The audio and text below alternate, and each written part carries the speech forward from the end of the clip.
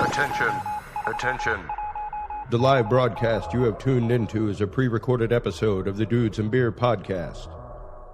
Dudes and Beer is presently traveling the vast void of time and space in an effort to find you more of the best content in the known universe. Enjoy the following transmission, and remember, if you can't be good at it.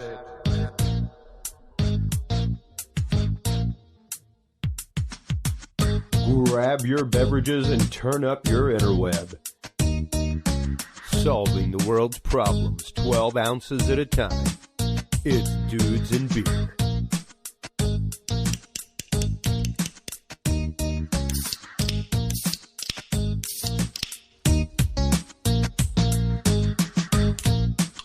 Well, hello everybody, and welcome to episode 320 of the Dudes and Beer podcast.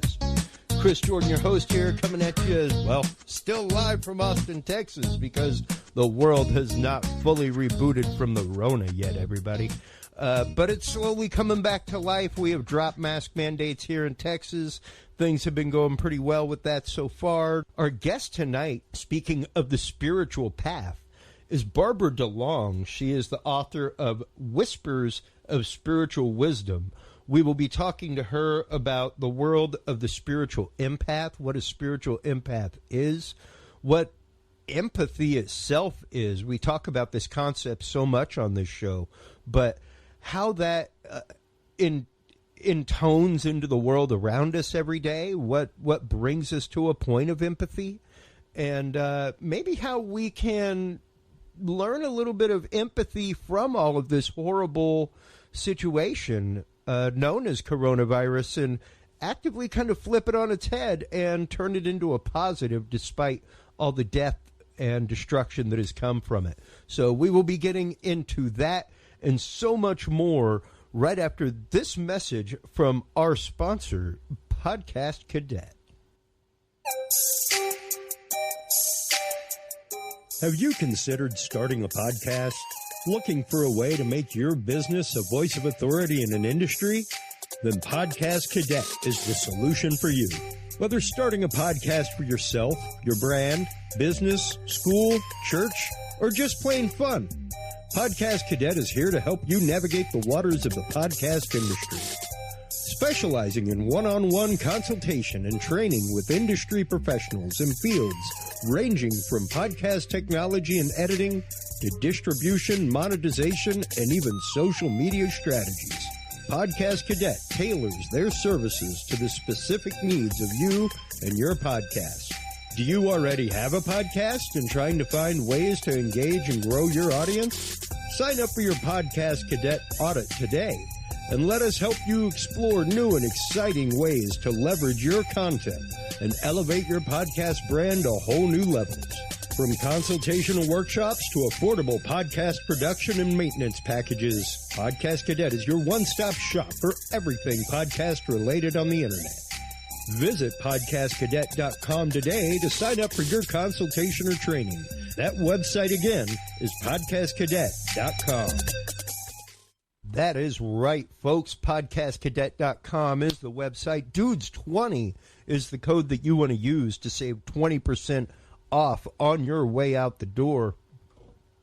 Please, full disclosure, everybody, do not forget I am one of the founders of Podcast Cadet. The whole reason I started that is my years of production experience in the corporate realm, in the world of broadcast, radio, television. I saw friends and people that I knew with their businesses starting podcasts and getting what would be considered not really the most sound advice for somebody that was trying to grow a brand. So it was one of those, for those people that are trying to grow a brand, trying to do something, it really is a from the get-go situation. You can't hop in a Wayback Machine and make that kind of stuff happen as well as you can if you infrastructure it from the ground up. So my wife and I and some branding people and social media people that I knew got together and started this concept. So stop on by. Podcastcadet.com is the website. Dudes20 is the code to save 20% on your way out the door. Speaking of being on the internet, make sure to stop on by the Dudes and Beer podcast. Dudesandbeer.com is the website. Dudesandbeer.com/app is where you can go to get the all-new Dudes and Beer. I know we had an app at one point. This one is a lot more involved, folks. It's got like a private chat room. It's got a guest chat room where you can leave questions for upcoming guests. It's got the full guest schedule there. All you do is go to dudesandbeer.com/app, click the little Android picture, and it'll pop up the APK file. Download that to your device. Go to your downloads and click install. It's right there on the right-hand side widget as well. So for all you orchard dwellers out there, yes, we do have we are trying to find somebody to take our code and put it into Xcode. So we've got everything. If you're a listener and you do that stuff, feel free to get at us. Like we've got a developer account, just got to get the Xcode built. So anyway, stop on by. Dudesandbeer.com/app is where you can get that. You can tune in live. You can chat in live questions, all kinds of stuff. Our guest tonight, while you're online, Barbara DeLong. She is the host of Nightlight Radio. She is a spiritual empath, as well as author of the book and Kindle version of the book, Whispers of Spiritual Freedom, and owner of BarbaraDeLong.com. How are you today, Barbara? Yes, by the way, it's Whispers of Spiritual Wisdom. Oh, I'm sorry. Well, that's okay. Maybe I'm supposed to be writing. You feel free to take that title anytime you want. It's yours. I will do so. How are you doing today, Barbara? Doing very well, thank you. It's been an exciting adventure for me. I moved to Nashville, musical career, and so things have been evolving fastly, and the radio show is going well, the website is going well, everything's there is of course the pandemic frightening, sure, but at the same time, you did talk about that initially, and I did want to put 2 cents worth in here. Oh, please. While it is terrible that so many people have passed away, and it's a horrible event, for those who are surviving, and there are millions of them, prefer to look upon this whole thing as a timeout the universe has given us to take a look at our lives, to take a look at what we're doing with our lives, to decide whether or not we need to make some changes, and if we do, to make them. So in many ways, this is an opportunity for everybody to shift their life, change their life, and move in a new direction. And that's exciting.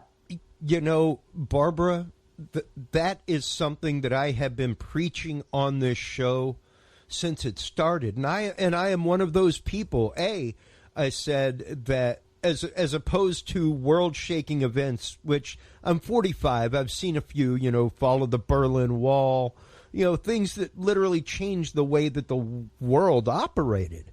9/11 even. But as opposed to those, this was something that, everybody would be personally impacted by, either economically or personally, as far as somebody getting sick or passing, that they know, or within a 2 degree. Not like I know someone who knows someone that had a cousin at the towers, and it has really turned out that way. And to know that so many people, like myself, were independent contractors out there doing what they loved, and now hopefully a lot of them were able to pivot, but it was hard. It was hard for even me, someone who's been freelance for almost 20 years of my life, to pivot in the industry that I was in and be able to keep plugging away. So you're absolutely right. If you used this time, hopefully constructively to your advantage when you were well, or not tending to family members, or living in a state of depression or fear, like so many were, you know. Yeah, absolutely. But you know, it's also a time where pick time to say, okay, I've done this for so long in my life. Let me get and see what I can do with what I have left of my life. And exciting time. Absolutely. And you have to be creative. And once you get the creativity flowing, creativity for me is the fuel for spiritual evolution. And it's like we're like a car. If you don't put gas in us, you know, we don't move. And so we fuel our evolution, our growth, our transformation with creative energy. And the more creative you are, the more expansive your potential is. Wow. That as a parent, that is beautifully said, Barbara. That's all I can say about that, because it really is the way out of so many things. It is the light at the end of the tunnel so many times. It is that life preserver buoy. Like I don't know how many times in my life these toys over my left shoulder, all my synthesizers and guitars and things like that, have literally just buoyed me through a moment of life, because I can just go and tell my wife, like, I need to go and create for a little while. Like, whenever my wife says I need to just, like, go to the coffee house and write script for a little while, I'm like, go. Because I know it does for her what it does for me to be able to go and create and do that stuff. And, I mean, I finally, over COVID, broke the mental barrier of maybe nobody likes my music, and actively found distribution for my music over this time, Barbara. So like when you're talking about the creativity being the spur that moves you forward, it was one of those, like, all these side things that I've done forever, I now have nothing but time to put into them. Absolutely. And it's great. I mean, I've been retired for 30 or 40 years. So 30 years. Well, 30 years. I've been retired for 30 years. And no, I'm 77. You know, at this point, it's kind of like I'm almost up to the century mark, and that's going to be scary. But it's it's sort of like, it's, for me, I'm looking at all of the things that I had promised myself I was going to get into, and I have dipped my finger into a lot of stuff. The radio show has changed dramatically in the focus and the way and the direction it's going, and so it's sort of like it's time for another step. And you know, Mark Eddy, who works with me, is part of that step, and I've teamed up with Solaris Blue Raven, and we're doing teaching shows. We've gone into the Emerald Tablets, and we're going to go into the Keys of Enoch cool. and take that chapter by chapter once a month. So the show, while I'm still interviewing authors, it's becoming in another area also a teaching show, spiritually speaking, which is very exciting for me because I taught school for 25 years. So better audience. And, you know, as someone who I spent my first year, but much of my audience knows this, but just for your reference, I spent my first year of college as a seminarian for the Catholic Church, and spent years after that in youth ministry, teaching junior high school students, things like that, and then went on to substitute teach in public schools. And there is something about the spiritual path, specifically of teachers, and the fact that it always comes back to teaching. Like even the podcast cadet concept that we had on the back burner, and it was simmering, and we bought the website and we built it, and I'd spoken at like 2 conferences with it, you know. that was like, no, we need to push forward with this. We need to try and help as many people as we can. And there just seems to be that vibration amongst most teachers that even when they're done teaching, the passion that they move into is somehow always reaching down to pick other people up. Oh, absolutely. I've got 2 master's degrees and, all in education. And while I taught special ed, I loved working with the kids. Yeah. And the show is turning into a teaching process, and I am finding it so much more fun to teach from an area that within me is a blissful, exciting place, so that, I'm able to sort of put stuff out there and not be guided by the government as to what and how I teach, but having the freedom to do it the way I think it is most appropriate for whatever topic it is.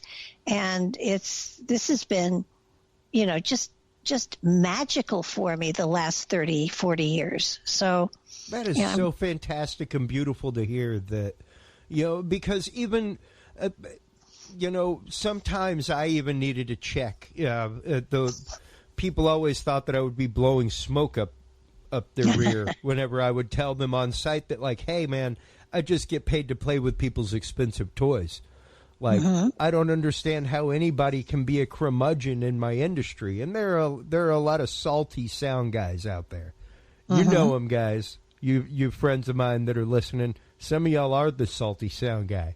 Because I know I've definitely been the salty video guy on site. And I know the salty lighting guys. And it's one of those like, hey, man, we need to remember that, like, we get paid to play with expensive toys. We could really be working for a living. Like, we come out, we set up a show, and then in 3 days we tear it down, and it never looks the same again. And that's pretty cool. Like, you need to learn to, like, live for that and love that. I have found that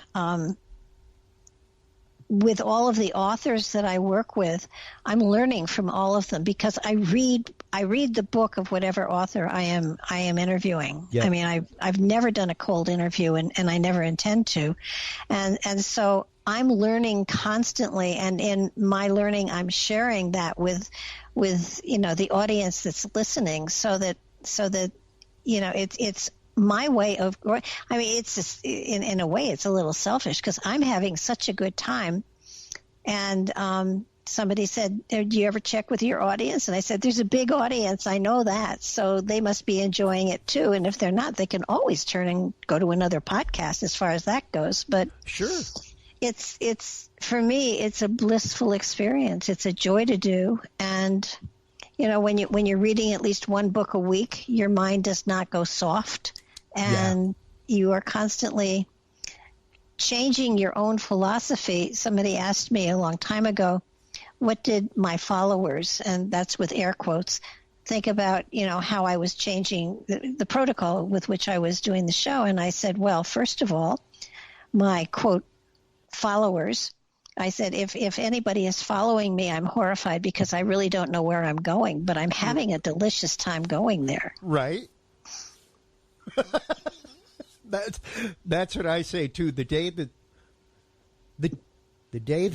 excuse me, the day this stops being fun, I'm done. Yep, I'm done because now it's work. And yeah, there's some effort that goes into it.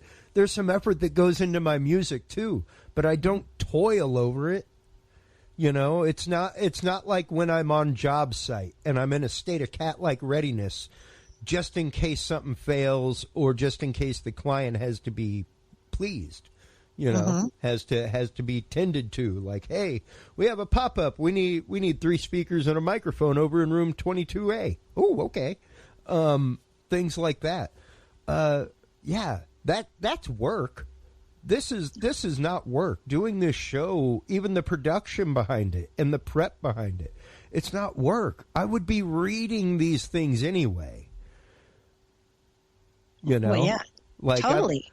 Most of the time I'm sitting back and reading things like esoteric philosophy. I got big, deep over COVID into reading old alchemical texts, things like that.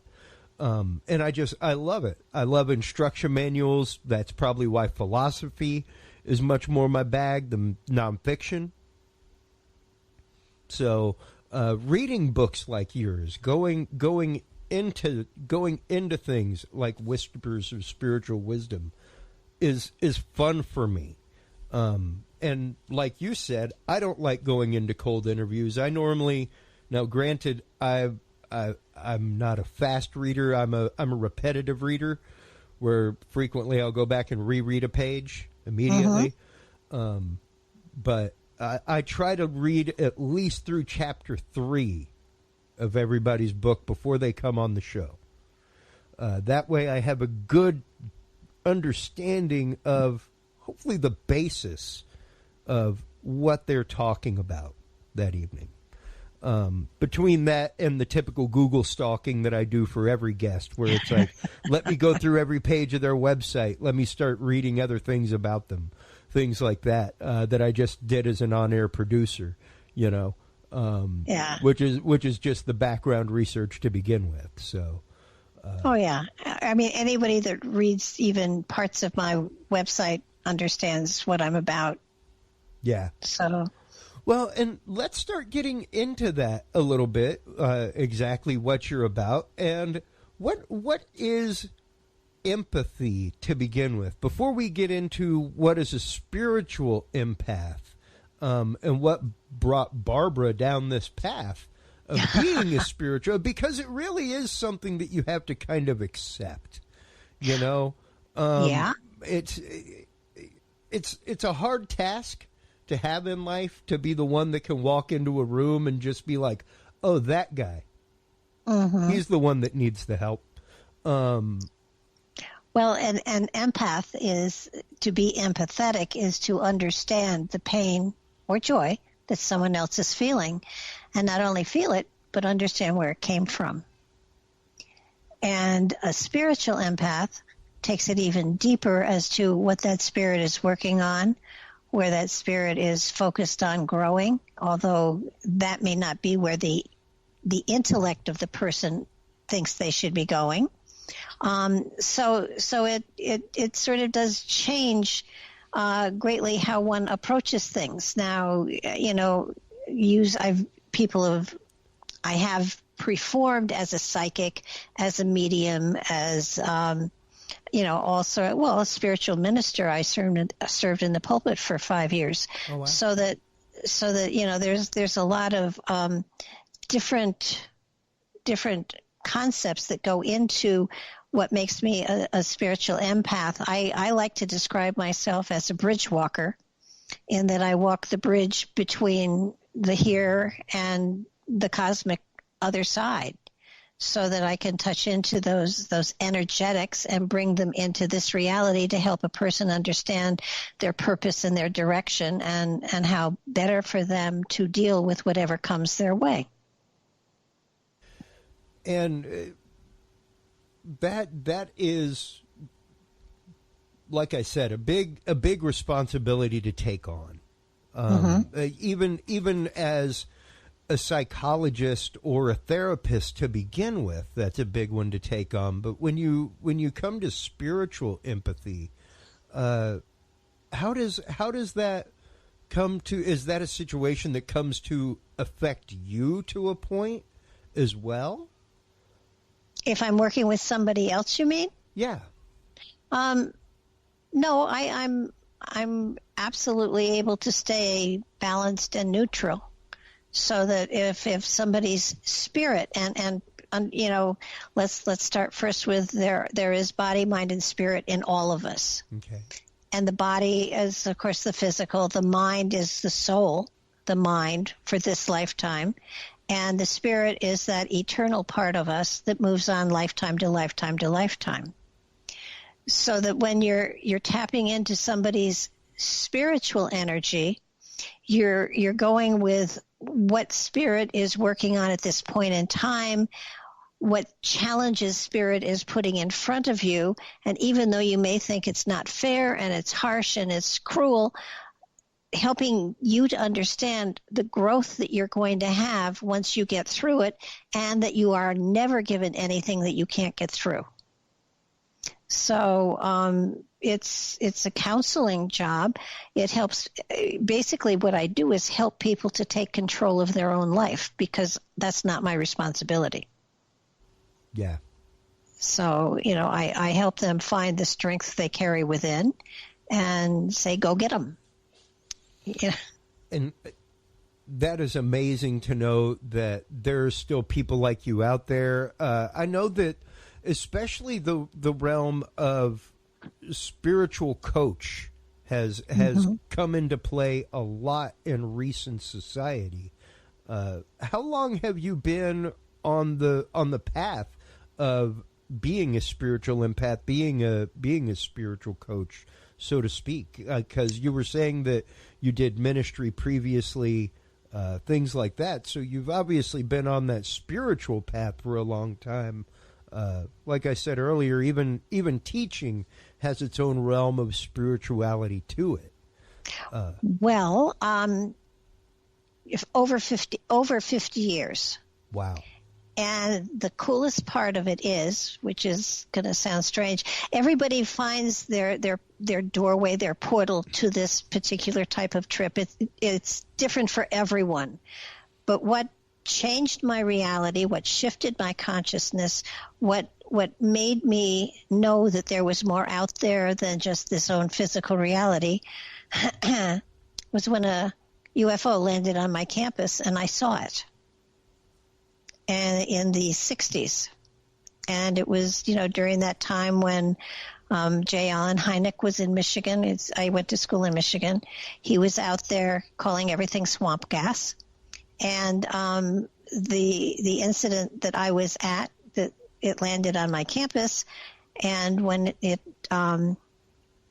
landed, we heard on the radio that a UFO had been spotted over the campus. They had shut down all three airports in the area. It was after 11 o'clock at night, so the girls' dorms were locked, not the boys. And this is a long time ago. So I was going to say, I think you're locking up the wrong ones, guys. Yeah, absolutely. So anyhow, we heard police cars, state troopers, and everybody. We heard the cars streaming to the campus with their cars on, their lights on and their lights flashing. And we heard the radio from one of them saying, we're going to turn the stadium lights on to get a better look.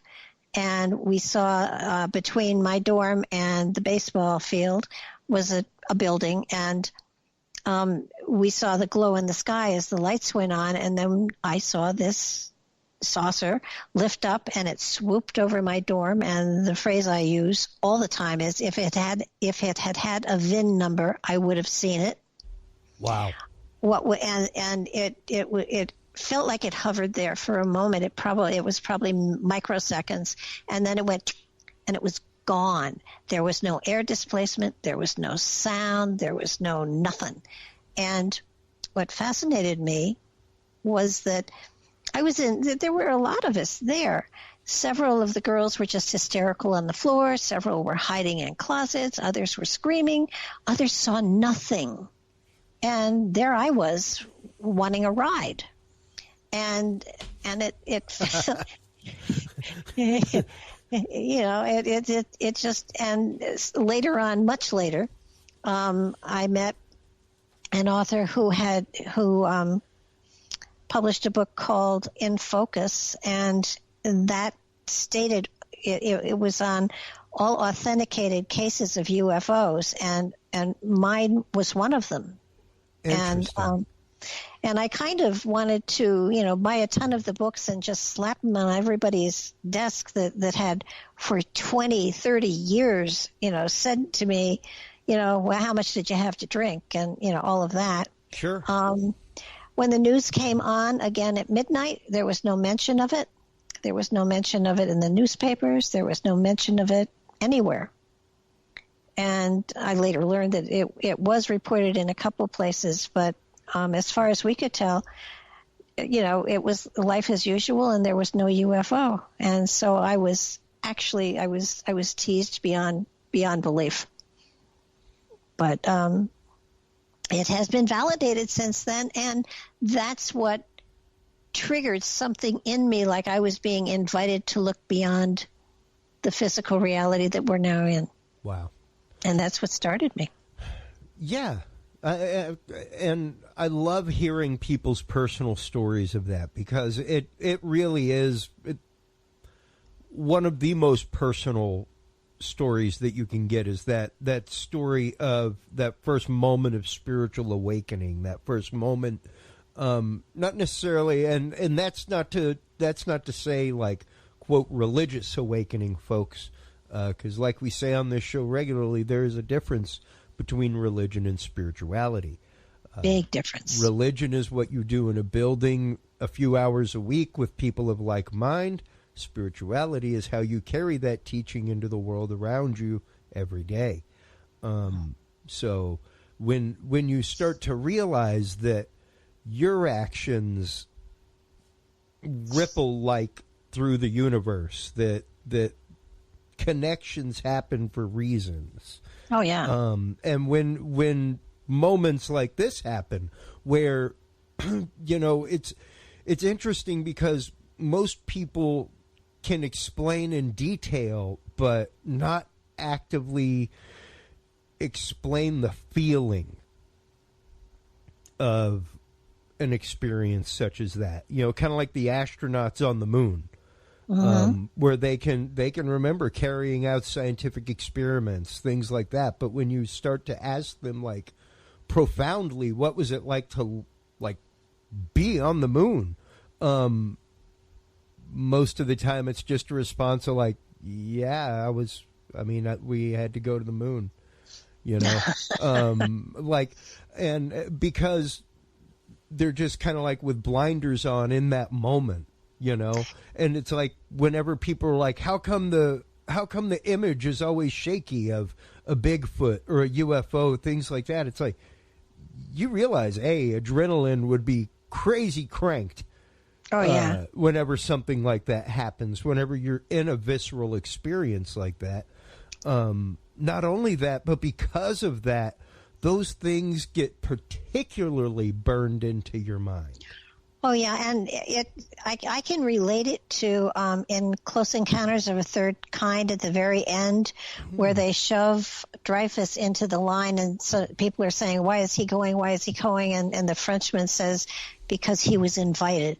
Yeah. And that's what I felt like when I saw that UFO. Yes. It was, check this out, there's more out there, and that's all it took.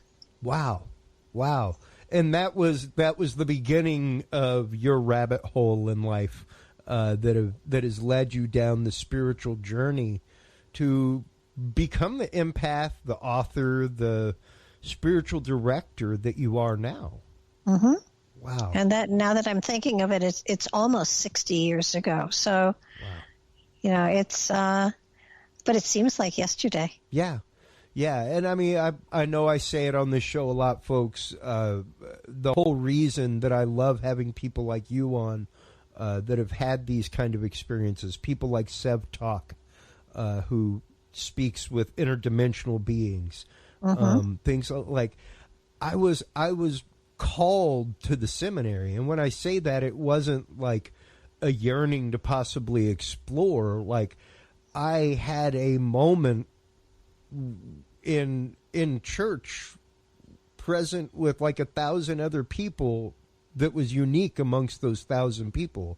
Nobody else like felt what I felt at the time or heard what I was hearing, things like that. And that was one of those moments that steeled my resolve in life, whether it was to go wear a collar or not. Like, I counseled many people to go wear collars. And I'm very happy that they do.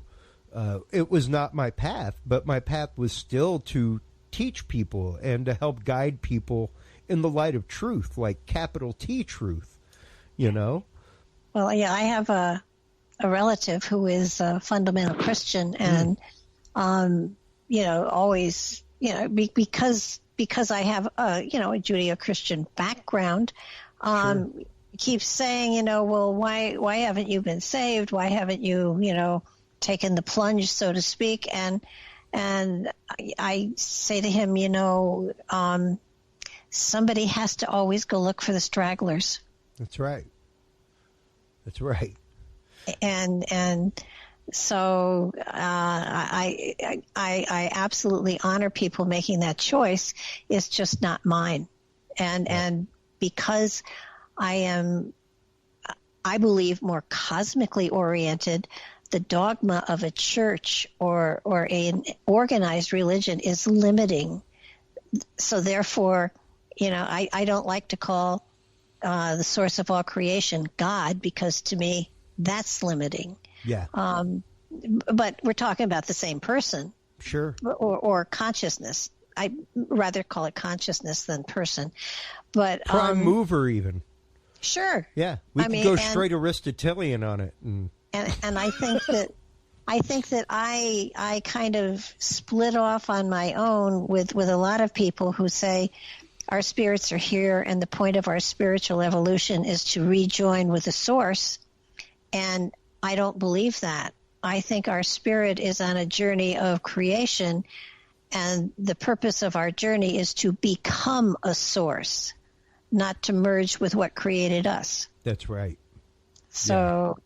But that's just me. That's just me. I am of the same opinion that all the tributaries from the river flow from the same source. Our job is to make our tributary into its own river and make it have its own tributaries. Absolutely. I want to be our job. I want to be one who spreads the seeds at some point in time in creation. And, that actually brings up a point that I got to in your book that I brought up just a minute ago. And that was the point of the book. Are you a parrot or a prophet? Because, I think prophet was probably one of the hardest hats that I ever put on in my life. And it really is. It's very much like wearing the producer hat. Sometimes you have to kind of not necessarily crush people's dreams, but bring up a harsh reality that maybe you haven't considered. And if you aren't careful, like if you go down this road, bad things could happen. And that's literally what a prophet is. A lot of people get caught up in the concept of prophet being something like Nostradamus. Unfortunately, not quite. Nostradamus never really gave an option out in any of his quatrains. So those are predictions, you see, not prophecy. And prophecy is that point of seeing a greater situation and seeing the numerous paths of decision that are there in front of you and being able to discern which way to help guide somebody down. I've run across so many people that can, quote Edgar Cayce or quote John of God or quote any of the, or the Bible. They've memorized the Bible. However, they haven't taken that material, incorporated it into their own philosophy, and grown it into another form, shape, or direction. So the parrots are the ones that, just quote you chapter and verse and don't tell you what it means. Just assume that you know what it means. And those people that take that information and take it into their own frame of reference and make it into something better and brighter and newer, and then share that, those are the prophets. Yeah. And the thing is that also comes with a certain amount of assumed risk. Prophets are, if you look at them historically, normally either driven out or killed by their own people or the people that they are. It's literally where the concept of "don't shoot the messenger" comes from. Somewhere there. Hey, man, he's just telling you some news. Calm down. Somewhere there's a quote about prophets aren't known until they're dead. That's right. So that's right. And it's a hard point, and like I said, I find it very similar to wearing the producer hat. Where you're trying to throw up flares, you're trying to shoot them up and be like, hey, no, don't do that. Look over here. And God help them, you can't really, like, it's that quandary of knowing through discernment what the proper path should be, having pointed it out, given the option, and then, much like the rest of the universe, seen somebody bang their own head against the wall instead of using the door that was right next to the hole they made. And then complain about their headache. So, and go, I got there, but man, it was really tough for some reason. So yeah, how do you, as a spiritual empath and spiritual director in that way, help people out to find that point of discernment, to really kind of start, I guess, seeing that as my spiritual director used to ask me all the time, like, how's that working out for you, Chris? Because like, I'm pretty sure we talked about this last month. So that working out for you, doing it that way? How do you go about, I guess, breaking that ice with somebody, and how can people go about kind of broaching these topics with people that they're spiritually associated with? That's something I always try to tell people is, remember, everyone that you are inviting into your life, you are spiritually connecting to yourself. Do you have enough in your cup?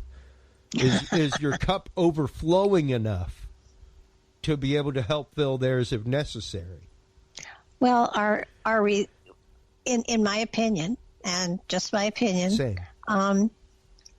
It isn't our responsibility to do it for other people. It's our responsibility to first and foremost absolutely be an example of what following your bliss and truly believing in what you're saying, so that they feel the truth about what you're doing and saying and becoming. But my job is not to fill anybody else's cup. It's to show people my cup, and if they like what they see and they want to do it for themselves, help them to find the tools inside themselves to do it for themselves. Because if they don't do it for themselves, they haven't paid the price of the experience, and they won't use it. Yeah. And the one thing I've tried to get to a point of myself again is understanding that doing those things for yourself is okay. And by gum, if that's selfish, I guess I'm a selfish dude. I guess spiritually taking care of myself, so that I kind of view it, not necessarily that I have to show people how to fill their cup, but like you said, I have to be the example. I have to expect more out of myself, make sure that I wake up in a good mood every day and try to stay that way as much as possible, keep my vibration up, because when people see that, they want to know, why is that dude so happy? Well, I think that it's a matter of when you tell people you have to go within, and people will say, how do I do that? And then you give them examples of meditations, you give them examples of grateful journals or things like that. You give them experiences that they can take and use to open themselves up, because nobody can open it up for you. You can't pry somebody else's portal open. You can say, and I could give you a blow by blow as to how I got to where I am today, but anybody doing exactly the same thing would not be in exactly the same place. So it's sort of a True. Get to know yourself. Get a form of meditation that works for you. Meditation is listening, not praying, not talking, but listening. And if you can do empty-headed meditations, that's even better, because that gives the spirit within the chance to try to communicate to you through coincidences, through automatic writing, through lots of different ways. But it's a journey that doesn't. It's not one where you chant and you pray and you do all sorts of weird things. It's a very personal thing for everybody. But basically, you get to a place where you are able to. I call it clicking in. When I click into that channel, if we make it a radio station, it's a matter of a frequency, and you click into that frequency, and suddenly, boom, the physical reality is gone, and you have magic happening. Yeah. And it's something everybody can do. Everybody has to do for themselves. You can give them information, you can give them books, you can give them exercises, but the reality is it comes down to you have to be the explorer, and you have to break your own pathway. Well, yeah, and it's interesting because one of the exercises that I used to give seventh graders whenever I first started working with them, like first day of class every year, they'd all come in and they'd have like a slinky on their desk. I just buy a bunch of cheap plastic slinkies in bulk, and everybody had a slinky, and the rule was you couldn't touch that slinky. We'll get to the slinky. And we had a great conversation about the concepts of good and evil, what we would be talking about through the year, and toward the end of class, we would pick up the slinky and start looking at how the slinky worked. And just hold the slinky in your hand. Is the slinky doing anything? Does it seem like it's a lot of fun? You have to put something into the slinky to make it slink back. And the universe is the same way. It's not a zero return system. You got to push the pendulum so that the pendulum swings back. Absolutely. So you actively have to take the volition here. It's the same as that old Texas phrase. You can lead a horse to water, but you can't make him drink. Yeah, and another really good thing is our random acts of kindness. Yes. Oh God. I love going to the grocery store and seeing people who are all alone and just telling them how pretty they look or how, whatever. And then moving on.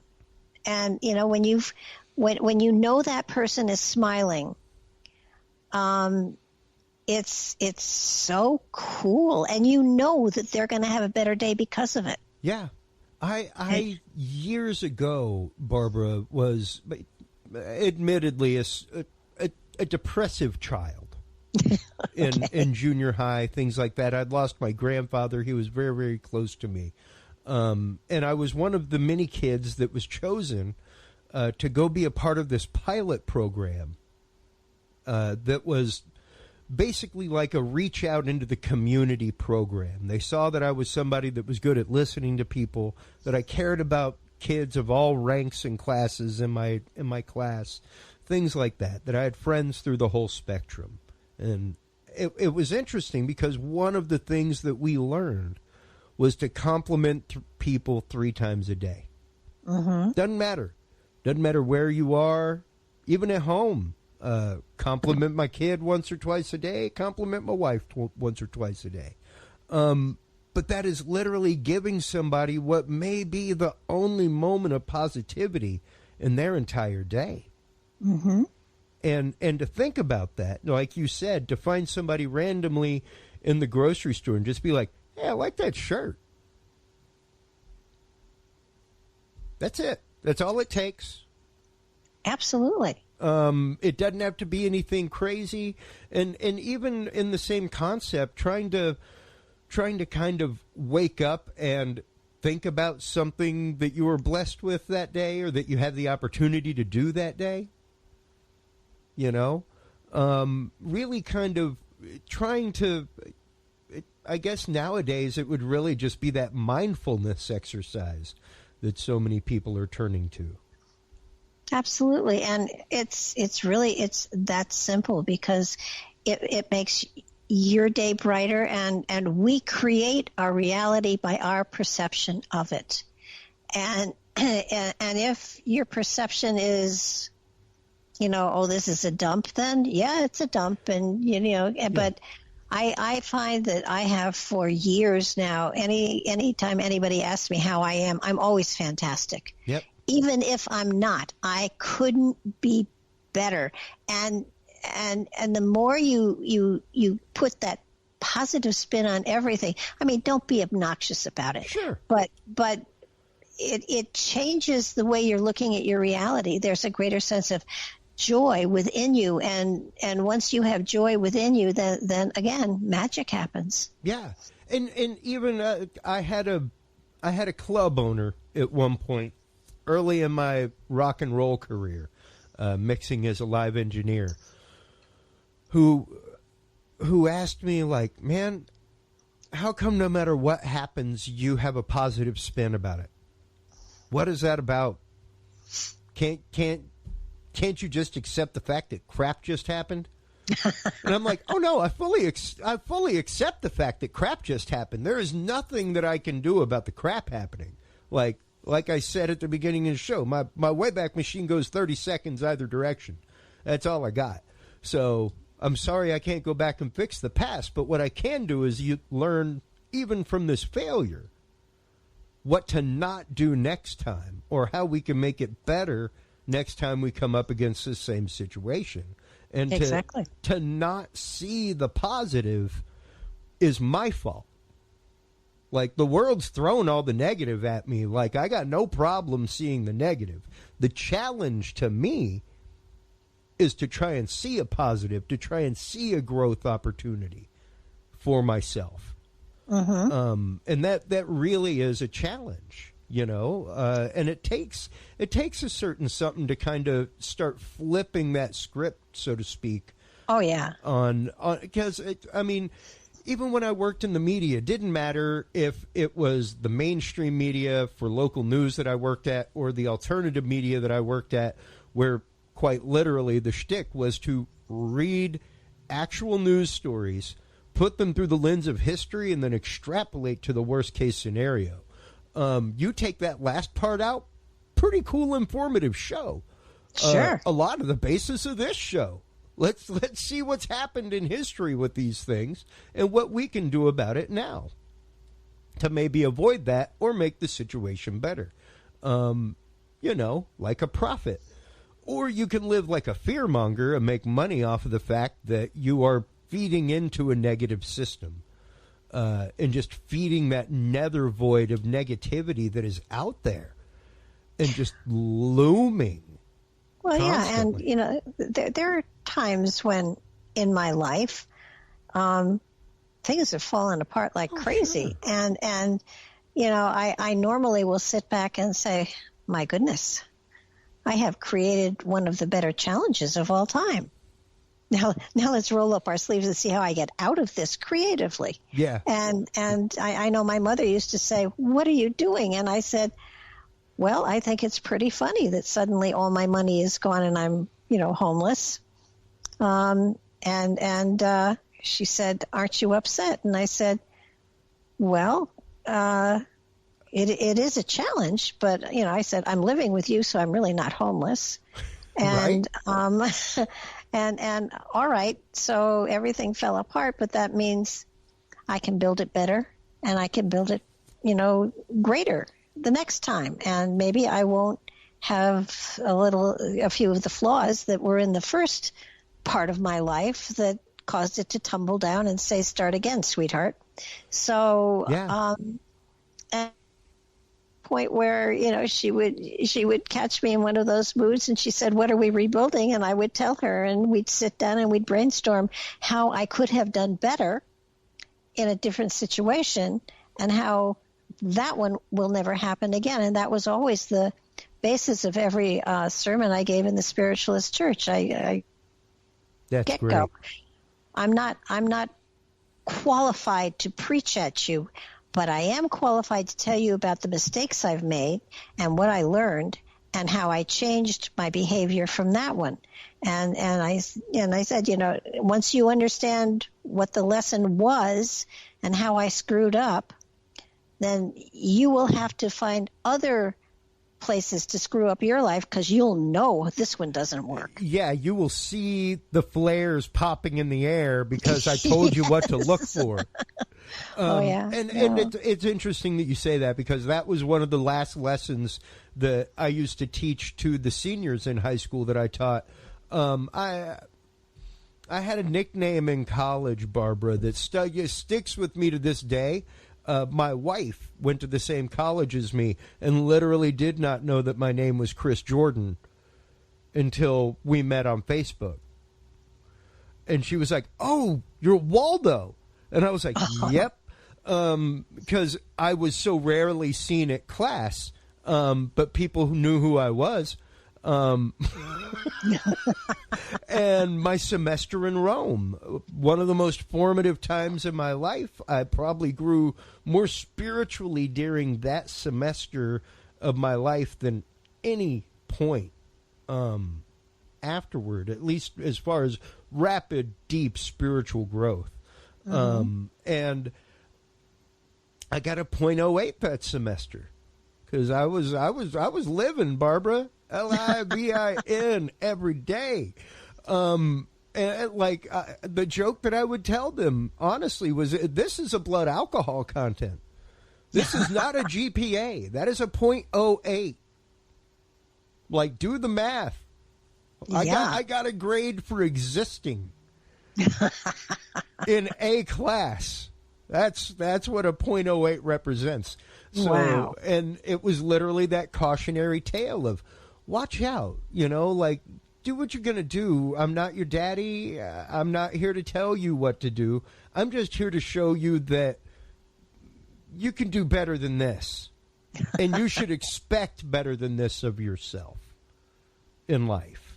And I've still got that locked away in a box of letters, things like that I keep and go through every once in a while to pick myself up. That little slip of paper, that GPA is still in there. Like, I still hold it dear. Like, I'm pretty sure I still hold the campus record of lowest GPA without being sent home from the Rome semester. Wow. Because that's a pretty hardcore GPA, .08. But yeah, it really is. It's important to let people know that you failed. It shows the humanity in the world. And the fact of, even though you may see somebody, even as yourself, Barbara, who, I'm sure many people come to you for spiritual direction, for readings, for things like that, because of your years of expertise, things like that. And it's nice to be able to humanize. Oh, absolutely. And to show that, like, I didn't get here without scars, without scraping up my knees. I had one lady come to me once and she said, I have this horrible thing. And I said, and she said, you may not want to read me when I'm done. And I said, okay, because I figured, jail time. I don't know what. And she said, I have HIV. And I said, and? She said, well, I got it from a blood transfusion. And I said, I'm waiting for this horrible thing. And she said, I have HIV. And I said, I'm sorry, but, I don't feel that that's as horrible as you're making it out to be. You're on medication, right? And she said, oh, yeah, I'm fine. I said, so what's your issue? And she just looked at me and she said, don't you think that's horrible? Do you want me to leave? And I said, not unless you want to. I said, I don't think I can psychically catch HIV. No. and it was like I said, and I've had other people that say, talk to me about the awful things that have happened in their life. And when they stop for breath, I'll say, I can top that, but you're not here to listen to me, Yeah. This is, all right. It's difficult for them, but come on, we have challenges, and that's why we're here, and we take care of the challenges by growing.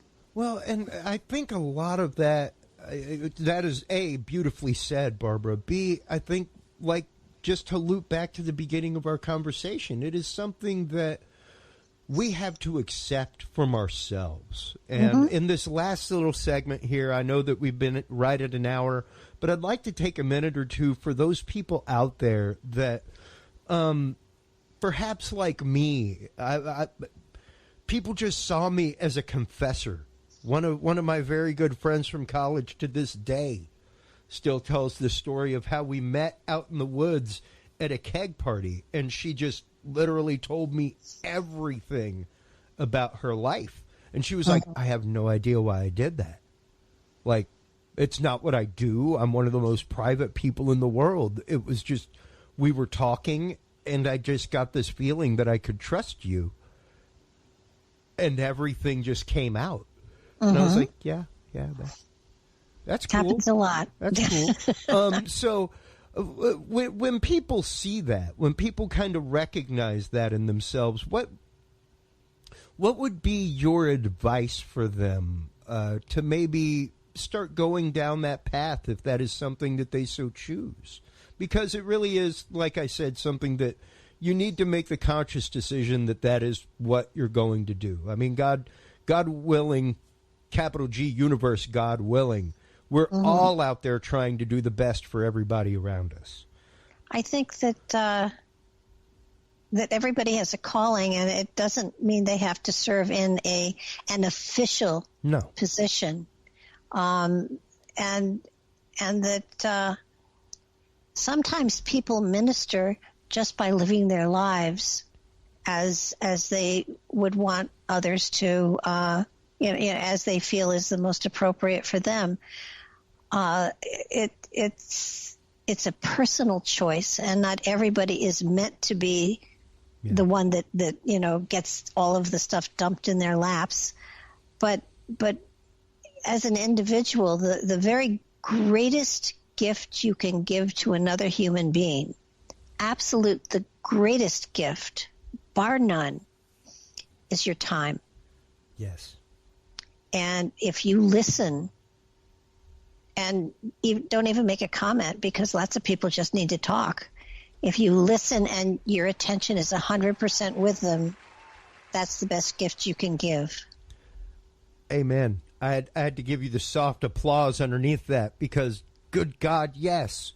That is exactly what we preach on this show on a regular basis, Barbara, is that the only way we can build empathy, that true compassion, that concept of suffering alongside somebody and walking a mile in their shoes, is to not wait your turn to talk. Yes. As a matter of fact, don't even want to talk. Just want to listen. Want to listen and want to understand why somebody believes what they believe. Accept it for what it is. Accept it prima facie. Don't dig any deeper. Don't ask them to go any deeper. But just accept it. And don't turn around and give your experience. Just let their experience be the one that's on the table. Yeah, exactly. Because like you were saying earlier, like we say on the show all the time, there really is no comparison. Like, I can't necessarily give a full-on meaning, or not necessarily meaning, but feeling of what I experienced the day that I was called, and the many days after that. I know I felt the universe pulling me in a certain direction, like immovably. Like, there's no doubt this is what I have to do. Through my realm of discernment in life, that's what I've figured out. I need to listen to this. So, yeah. To know that there are folks like you out there, where can people go to schedule spiritual readings with you, to schedule appointments? Where can they go to check out Nightlight Radio? It is time for shameless self-promotion. All of it is right on my website. They can contact me through the website, BarbaraDeLong.com. There's a place where you can click to send me an email or whatever, and I will get right back to you. That is fantastic. Thank you so much for the time tonight, Barbara. I greatly appreciate it. I love having conversations with people that are just about building a good foundation in life, building a good, happy, self-fulfilled foundation in life. It's one of those, I remember one of my spiritual directors one time telling me that the whole concept of, quote, somebody completes you is one of the most emotionally irresponsible things you can ever do. Oh, gosh, yes. I was like, wow. I had some really, like, slap you in the face spiritual directors in life, Barbara, that were like, hey, listen, like, I am not going to soften the blow. If you say this kind of thing, you really need to go explore yourself a little bit more, because you need to be content with yourself before you can go helping other people. You need to be happy and fulfilled within yourself before the universe is going to provide you that proper mate in life, if that's what you're looking for. Absolutely. And it really is about getting, like you said, your own house in order. So thank you so much. It was my pleasure. Well, while you are, please do hold the line while we close things out. While you are online checking out all the great work of Barbara DeLong, spiritual empath, host a nightlight radio show, all kinds of good stuff over there at barbaradelong.com. Make sure to stop on by the Dudes and Beer podcast, download the new app. Don't worry, Orchard Dwellers, it is coming to you soon. We will be getting it out there as soon as we can get a next coder. In addition to that, make sure to stop on by the HC Universal Network. If you have a podcast that you want to get out there, distribute, whatever, stop on by hcuniversalnetwork.com, and they can help you out. Until next time, everybody, I'm Chris Jordan. This is Dudes and Beer. Take care of yourself, take care of each other, and remember, if you can't be good, be good at it. This episode of the Dudes and Beer podcast. To listen to our audio streams or chat with us live, download the official Dudes and Beer app for Android and iDevices, available on Google Play and iTunes markets. For more episodes, content, and information, visit us online at dudesandbeer.com. You can also find our episodes on Breach.tv, iHeartRadio, Spreaker, SoundCloud, iTunes, YouTube, Stitcher, or your favorite podcast service. Dudes and Beer is a proud member of the HC Universal Network family of podcasts. For more about our sponsors and other podcasts on this network, visit hcuniversalnetwork.com. Thanks for listening, everybody, and until next time, drink responsibly.